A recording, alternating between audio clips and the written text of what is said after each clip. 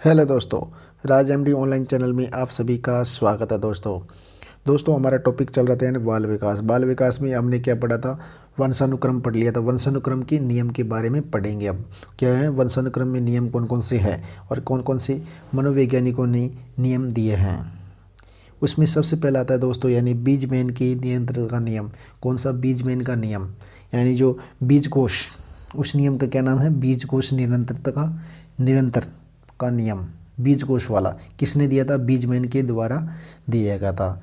जिसमें और क्या दिया था? बीजमैन के द्वारा कौन सा यानी दिया था? बीजकोश का निरंतर का नियम दिया गया था। कौन से में आता है? ये वंशानुक्रम में आता है। किस में आता है दोस्तों? वंशानुक्रम में आता है। उसके बाद दोस्तों हमारा आता है यानी दूसरा आता है समानता का नियम। कौन सा दोस्तों? समानता का नियम। इसका समर्थन दोस्तों यानी जो सोरेशन से किया था, किसने किया था? सोरेशन के द्वारा किया गया था। किसके द्वारा दोस्तों? इसने सोरेशन के द्वारा किया गया था। किसके द्वारा? सोरेशन का। और बीजकोश का नियम किसके द्वारा दोस्तों? बीजमैन के द्वारा दिया गया था। और विभिन्नता का नियम या प्राकृतिक चयन का नियम, यानी विभिन्नता का नियम या प्राकृतिक चयन का नियम किसने दिया था दोस्तों? डार्विन ने दिया था। किसने? डार्विन ने दिया था। किसने दोस्तों? डार्विन के द्वारा दिया गया था।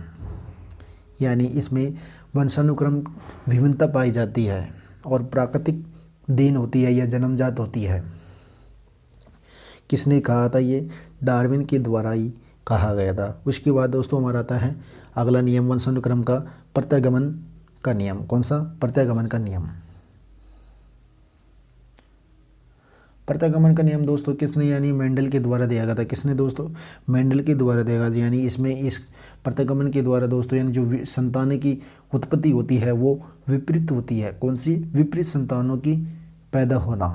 एक जैसे संतानों में गुणसूत्र या आनुवंशिकता के गुण नहीं पाए जाते या जीन्स नहीं पाए जाते हैं, उन्हें प्रत्यागमन का नियम कहा जाता है। क्या कहा जाता है दोस्तों? प्रत्यागमन का नियम भी कहा जाता है। और इसका समर्थन किसने किया था? मेंडल के द्वारा किया गया था। और मेंडल ने ये गुण यानी मटर के पौधों पर प्रयोग किया गया था। उसी प्रकार दोस्तों हमारा अगला आता है यानी कौन सा? अर्जित गुणों का संक्रमण का नियम। कौन सा दोस्तों? अर्जित गुणों का संक्रमण का नियम। अर्जित गुणों का संक्रमण का नियम दोस्तों किसके द्वारा दिया था? लैमार्क के द्वारा दिया गया था। किसके द्वारा दोस्तों? लैमार्क के द्वारा गया था। किसके द्वारा? लैमार्क के द्वारा दिया गया था। इसमें दोस्तों यानी इस नियम के अनुसार यानी जो माता पिता होते हैं, माता पिताओं के द्वारा जो जीवन काल में जो अर्जित हो या आने वाली जो पीढ़ियों के जो स्थानांतरित हो जाते हैं, किसके द्वारा? यानी अर्जित हो जाते हैं माता पिता के द्वारा। जो अर्जित गुण होते हैं वो अर्जित होने के बाद जो आने वाली जो पीढ़ियों में क्या हो जाते हैं? ये स्थानांतरित हो जाते हैं, यानी जो आगे चले जाते हैं। और उसी प्रकार दोस्तों अगला हमारा नियम आता है वंशसूत्रों या वर्णशंकर का नियम। यानी वर्णसूत्रों या वर्णशंकर का नियम आपको याद होगा। यानी इसका प्रयोग मटर पे प्रयोग किसने किया था? मेंडल के द्वारा किया गया था। किसके द्वारा दोस्तों? मेंडल के द्वारा किया गया था। कोई भी वर्ण या संकरण जो वस्तु अपने मौलिक रूप से वापस लौटना, यानी अपने मौलिक यानी कोई भी वस्तु जो होती है, वर्ण संकर का नियम इसलिए कहता है क्योंकि जो भी अपने मौलिक स्वरूप में वापस लौटना, किसने किया था? ये प्रयोग मेंडल के द्वारा प्रयोग किया गया था। और इसे वर्ण संकर का नियम भी कहा जाता है। और किस पे किया था? मटर पर किया था। किस पे दोस्तों? मटर पर किया गया था। अगला हमारा नियम आता है दोस्तों यानी बायोमेट्रिक का नियम दोस्तों फ्रांसीसी गाल्टन के द्वारा दिया गया। इसके द्वारा फ्रांसीसी यानी जो कौन था? ये फ्रांसीसी गाल्टन, जिसके द्वारा बायोमेट्रिक का नियम दिया गया था। इस नियम के अनुसार जो अपने नियम यानी जो अपने वंशानुक्रम होते हैं, अपने वंशानुक्रम यानी अपने पूर्वजों के प्रभाव के घटते हुए क्रम के रूप में दिखाई देते हैं। किसके रूप में? यानी जो हमारे दादा दादी के जो वंशानुक्रम थे उनको यानी जो हम में बहुत कम घटते हुए प्रभाव इफेक्ट आते हैं। इन्हीं बायोमेट्रिक का नियम भी किसने किया था? फ्रांसीसी गाल्टन के द्वारा किया गया था। उसी प्रकार दोस्तों वंशानुक्रम पर जो प्रभाव पड़ते हैं उनमें कौन कौन से प्रभाव पड़ते हैं वंशानुक्रम पर? यानी जो वंशानुक्रम का जो प्रभाव होता है वो किस किस का प्रभाव पड़ता है? वह किसका? वंशानुक्रम का। वंशानुक्रम पर दोस्तों शारीरिक संरचना का प्रभाव पड़ता है, जिसका प्रयोग किसने किया था? कार्ल पियरसन के द्वारा किया था। किसके द्वारा दोस्तों? कार्ल पियरसन यानी कार्ल पियरसन के द्वारा किया गया था। उसी प्रकार दोस्तों वंशानुक्रम पर यानी जो मानसिक विकास का प्रभाव पड़ता है, किसका? मानसिक विकास का प्रभाव भी पड़ता है। और इसको बताने वाला कौन था? गोडार्ड ने बताया था। कोलिकोक पर यह अध्ययन किया था। किस पे किया था? कोलिकोक पे अध्ययन किया था। किस पे दोस्तों? कोलिकोक पे अध्ययन किया गया था। अगला आता है दोस्तों हमारा वंशानुक्रम का प्रभाव यानी जो व्यावसायिक योग्यता का प्रभाव पड़ता है। व्यावसायिक योग्यता का प्रभाव किसने बताया था? केटल के द्वारा बताया गया था। किसके द्वारा दोस्तों? केटल के द्वारा बताया गया था। उसी प्रकार दोस्तों अगला आता है हमारा यानी सामाजिक विकास का प्रभाव। सामाजिक विकास का प्रभाव दोस्तों यानी विनिशिप के द्वारा किया गया था। किसके द्वारा? विनिशिप के द्वारा किया गया था।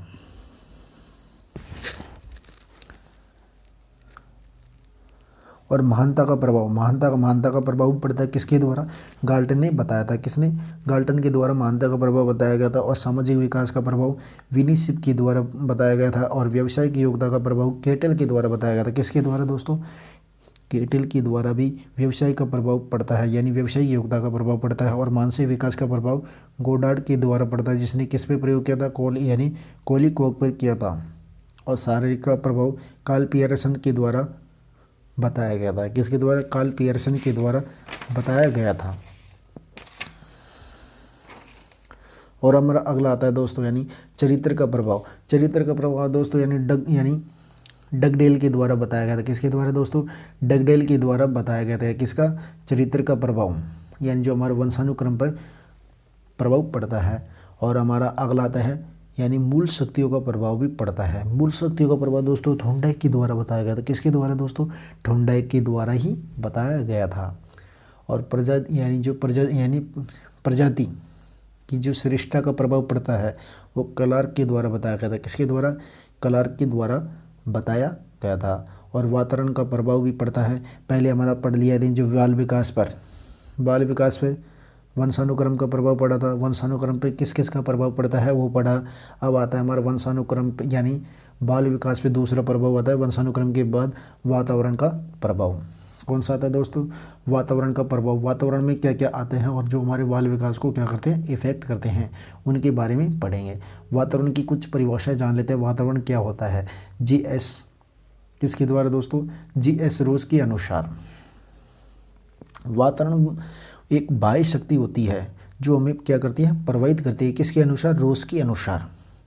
वातावरण की परिभाषा यानी वातावरण क्या होता है? एक बाह्य शक्ति होती है जो हमें क्या करती है? प्रभावित करती है। किसने बताया था? GS रोज ने बताया था। वुडवर्थ के अनुसार वातावरण क्या होता है? वातावरण के अंतर्गत वे समस्त कारक आ जाते हैं जिन्होंने बालक के जन्म से प्रभावित किया जाता है यानी जो बालक के जो जन्म होता है उनसे प्रभावित किया है। यानी वातावरण में क्या आता है दोस्तों? बालक के लिए यानी वातावरण के अंतर्गत वे समस्त क्रियाएं आ जाती है या समस्त कारक आ जाते हैं जिन्हें बालक को जन्म से प्रभावित किया है। किसे? बालक को जन्म से क्या किया है? प्रभावित किया है। उसी प्रकार दोस्तों हमारा अगला आता है यानी जिस्ट बर्ट के अनुसार। जिस्ट बर्ट के अनुसार क्या बोलता है? वातावरण वह वस्तु है जो किसी अन्य या वस्तु को घेरे हुए है। यानी जो वातावरण को वह वस्तु है, वातावरण वह है जो किसी वस्तु या को घेरे हुए हैं तथा सीधा उस पर प्रभाव डालती है। किस पे? वातावरण पर प्रभाव डालती है। यानी वातावरण वह वस्तु है जो किसी अन्य वस्तु को घेरे हुए हैं जो सीधा उस पर क्या डालती है? इफेक्ट डालती है। क्या डालती है दोस्तों? इफेक्ट डालती है। उसी प्रकार दोस्तों हमारी अगली परिभाषा आती है ना वाटसन के अनुसार। वाटसन मोदी ने क्या कहा है वातावरण पे? वाटसन मोदी ने ये बताया गया दोस्तों यानी मुझे चाहे जो बालक दे दो, आप जो कहेंगे मैं उसे क्या बना दूंगा। किसकी परिभाषा ये दोस्तों? सबसे इम्पोर्टेंट यानी वाटसन की है। कौन सी है दोस्तों? वाटसन की है। उसके बाद दोस्तों यानी यहाँ पे एक इम्पोर्टेंट बात आती है यानी वातावरण और वंशानुक्रम हमने जो हमारे बाल विकास पे क्या पड़ते हैं? इफेक्ट पड़ते हैं। वुडवर्थ के अनुसार जो वंशानुक्रम व वातावरण एक दूसरे के क्या होते हैं? पूरक होते हैं दोस्तों। सबसे इम्पोर्टेंट बात यानी जो वुडवर्थ के अनुसार और वंशानुक्रम के अनुसार, वुडवर्थ के अनुसार जो वंशानुक्रम क्या होता है? वंशानुक्रम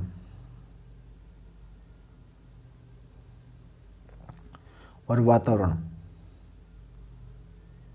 एक दूसरे के क्या होते हैं? पूरक होते हैं।